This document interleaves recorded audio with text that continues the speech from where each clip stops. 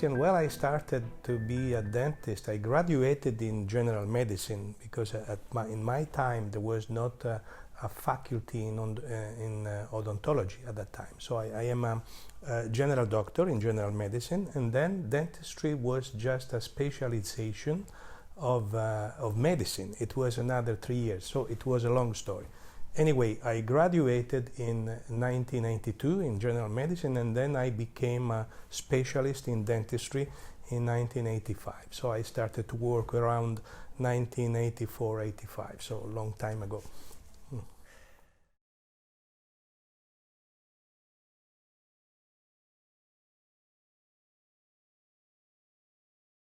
In general, my practice is limited to restorative dentistry and odontology.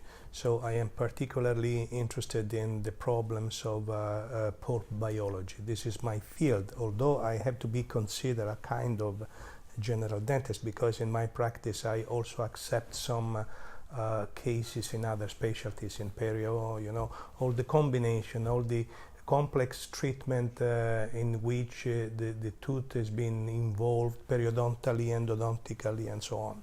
So, but I receive most cases by colleagues in my area, and difficult cases in endodontics are referred to me for special treatment, retreatment, broken instrument, all these complications that happen normally in the practice.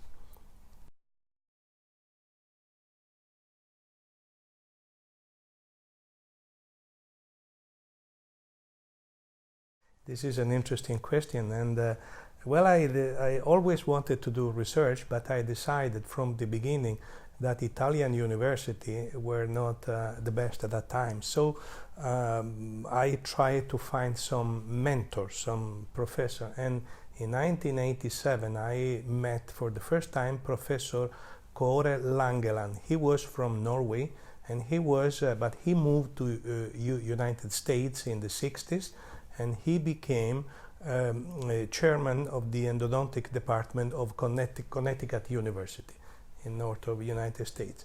And from that time we became very good friends, and I was visiting the United States several times every year, and he was the biggest expert in histopathology of teeth. So that is the reason why I started to do this kind of research. I have met the greatest histopathology in the history, and unfortunately he passed away in 2007. But I have been with him for at least 20 years.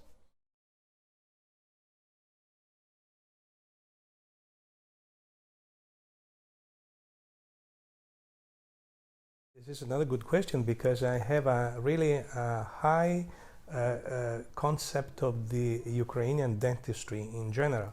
And it is my opinion that the dentistry in Ukraine, also in neighboring countries, is growing very fast, because today I can see that all young colleagues, they start to work with magnification.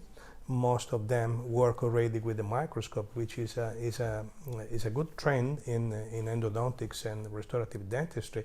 So I can see that Ukraine has very good individuals, very good professionals in general. So I can see from the treatment that they show in internet today, the exchange of information is so fast and so easy, and I can see treatment performed at a very high level. So I am very glad to observe this in this country.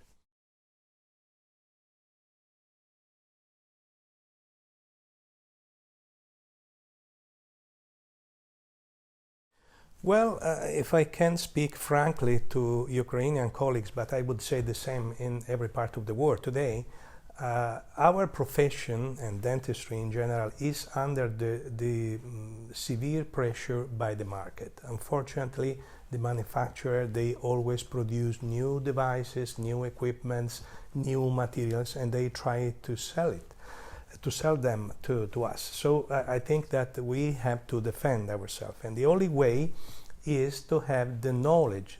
What I would suggest to everybody is, don't follow people or colleagues who come to you saying buy this because it works well, or buy the other product. No, you have to know the basis, the pathology of the disease that you are treating. Namely, I would recommend to everybody to learn a lot about the caries process, because the dentist and endodontist, we deal with the caries. So before understanding, before buying new products, so go back please and read the basis of the disease. One recommendation is not only attending courses by colleagues, but subscribing to international journals, because today the only scientific and true information may come from peer-reviewed journals, which means publishing in this journal is not simple, because all the articles submitted, they have to be read by experts in the field, and only a small fraction of these papers will definitely will be accepted for publication. So for example, in endodontics I can mention 2 or 3 journals. Let me name, for example, Journal of Endodontics, which is published by the American Association of Endodontists, and in Europe we have also the International Endodontic Journals and few other journals. So my recommendation is read the papers appearing in these journals. And because the information today coming from internet is meaningless, because in internet, in all the sites, everybody can say what they want. So the information should not come from internet, but should come from serious journals today.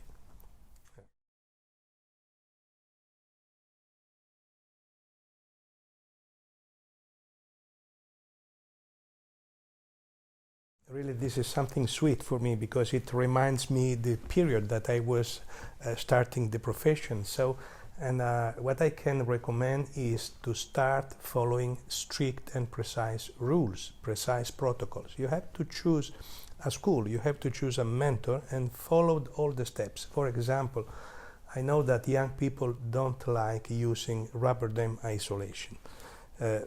Many of them, unfortunately, although the number of people using rubber dam is increasing, still it is too low. So I would say that there is no possibility today to perform also restorative treatment in posterior teeth without rubber dam. And doing endodontic treatment without rubber dam is also impossible. So it takes a few seconds applying rubber dam, and after you place rubber dam, you are comfortable, the patient doesn't speak, the patient doesn't interrupt you, he has to stay there, which is a great advantage of using a rubber dam. This is one. The second one is to consider what is asepsis today. Asepsis means learning how to work like a surgeon. We do not want to introduce bacteria in the system, because very few dentists think in terms of bacteria and prevention and treatment of infection.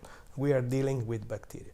So only very sterile instruments, they have to come in the root canals, okay?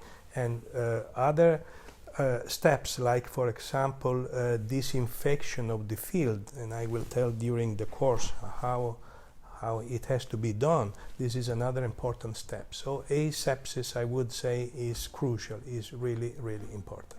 Yeah. Thank you so much.